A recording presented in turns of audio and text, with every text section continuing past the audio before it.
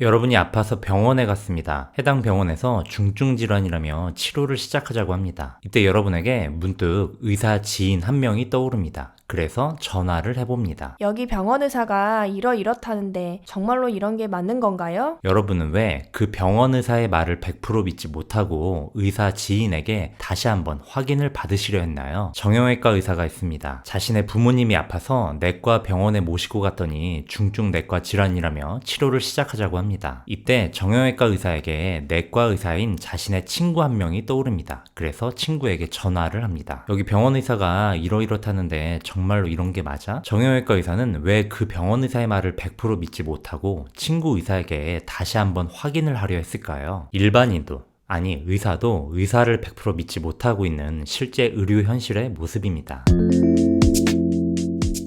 제가 실수라는 단어를 사용해서 현재 의료 현실을 좀 자극적으로 표현했다는 점 인정합니다.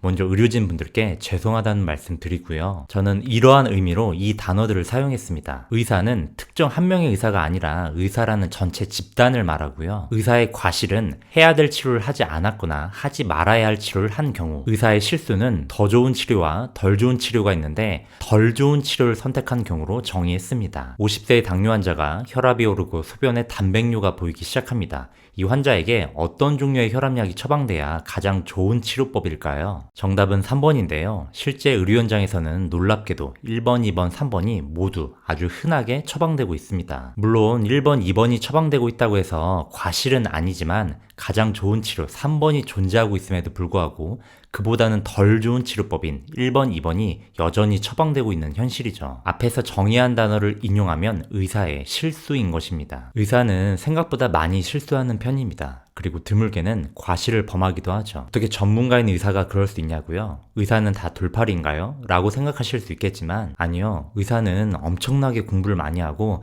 정말 살벌하게 트레이닝을 받는 최고의 전문가 집단입니다. 제 개인적인 경험으로는 의대에 들어가는 것보다 의사가 되는 과정이 훨씬 더 어려웠죠. 의사가 되는 과정이 어려운 이유는 공부의 양도 있지만 보다 더 힘든 것은 경쟁을 해야 하기 때문입니다. 쉽게 얘기하면 내 옆에 동기를 성적으로 이겨야만 합니다. 다시 말하면 내 옆에 동기보다 더 많은 지식을 쌓아야 하는 것이죠. 그래야만 내가 원하는 과의 의사가 될 수 있습니다. 그런데 문제는 그 동기 한 명 한 명이 각자 고등학교에서 공부로 이름을 날리던 사람들이란 거죠. 그래서 정말로 힘든 경쟁입니다. 전문이란 10여 년 이상을 그 어려운 경쟁을 이겨서 끝까지 치열하게 살아남은 전문가들을 말해요. 단지 공부를 많이 한다고만 해서 되는 것이 절대 아닌 진짜 능력자들인 것이죠. 자, 그런데 그러한 전문가들이 도대체 왜 실수를 하는 걸까요? 저는 이 질문이 좀 잘못됐다고 생각해요. 관점이 이렇게 바뀌어야 합니다. 어떻게 전문가들이 실수할 수가 있지의 관점이 아닌 엄청난 전문가들임에도 불구하고 실수를 할 수밖에 없는 현실이라고 말이죠. 그렇다면 왜 실수할 수밖에 없는 현실일까요? 여러 가지 이유가 있겠지만 하나하나 파헤치다 보면 결국 본질적인 이유는 사실 너무 단순합니다. 의학 지식이 너무도 방대하기 때문이죠. 그리고 시간이 흐르면 흐를수록 그 양이 더 방대해지고 있기 때문입니다. 그런데 의사는 컴퓨터가 아닌 사람이죠. 이 말이 의사는 사람이라서 방대한 의학 지식을 머리에 다 넣지 못한다라는 뜻은 아니에요. 다 넣을 수 있는 사람 의사도 분명히 있을 겁니다. 보다 근본적인 이유는 사람과 컴퓨터의 본질적인 차이점 때문인데요. 컴퓨터는 획일화된 기계이죠. 그래서 100의 지식을 뿌리면 모든 기계에 100의 지식이 동일하게 들어갑니다. 그런데 사람은 획일화되지 않은 생명체죠. 그렇기 때문에 100의 지식을 뿌려도 그것을 받아들이는 정도가 사람마다 다 다를 수밖에 없습니다. 지극히 당연한 현상이겠죠. 의학 지식 100 중에 60 이상을 갖고 있는 사람을 의사로 지정했다고 해볼게요.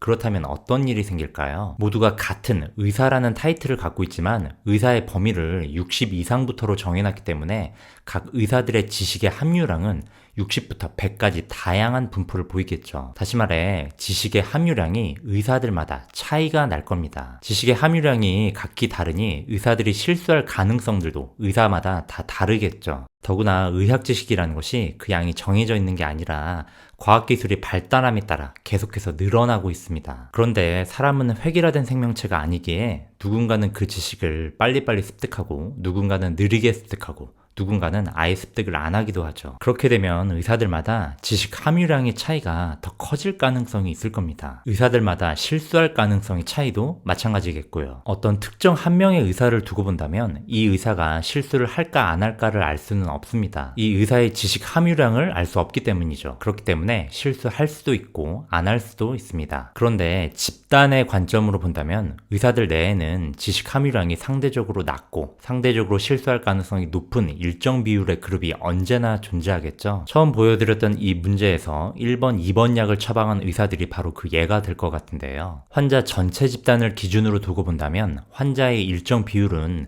실수하고 있는 일정 비율의 의사를 계속해서 만날 수밖에 없습니다. 그리고 안타깝게도 그 환자가 누가 될지는 아무도 모릅니다. 제가 길게 풀어서 설명드렸지만 사실 여러분도 의사들마저도 이미 직감적으로 느끼고 있는 문제죠. 지인 의사를 통해, 친구 의사를 통해 저 병원 의사 얘기가 맞는지 다시 한번 검증해보고 싶은 심리가 바로 그것이죠. 오늘 영상의 목적이 의사를 까내리기 위함은 절대 아닙니다. 앞에서도 얘기했지만 의사는, 특히 전문의는 정말 엄청난 트레이닝을 통해 만들어지는 전문가 중에 전문가이죠. 그렇지만 의학 지식의 양이 너무 기하급수적으로 늘고 있는 상황이기에, 그리고 그것을 소화할 수 있는 능력이 의사마다 다 다르기에, 그리고 새로 업데이트되는 지식을 얻고자 하는 의지와 적극성도 의사마다 다 다르기에 의사 전체 집단의 관점에서 일정 비율의 의사들은 언제나 실수를 하고 있는 안타까운 의료 현실을 말하고 싶었습니다. 일주일 전쯤에 다른 병원에서 고혈압약을 처방받아 복용 중이신 한 환자분이 혈압이 낮은 것 같다며 저희 병원으로 오셨습니다. 환자분은 올메사탄 20mg이라는 혈압약을 복용 중이었고 그쪽 병원 의사분께서 이 혈압약이 가장 약한 약이니 걱정 말라 했다고 하셨습니다. 그래도 환자분은 뭔가 걱정이 돼서 오신 거라고 했죠. 환자분이 복용 중인 혈압약 올메사탄 20mg은 그쪽 병원 의사분과의 말과는 달리 보시다시피 안지오텐신 수용체 차단제들 중에 가장 센 혈압약입니다. 이러한 비슷한 상황들을 매일 겪고 있다 보니 환자가 현재 병원 의사를 믿지 못하고 여러 병원에 가서 이게 정말로 맞는지 검증을 다시 해보려 한다거나 지인 의사한테 다시 한번 물어보려고 하는 것을 차마 막지는 못하고 있습니다.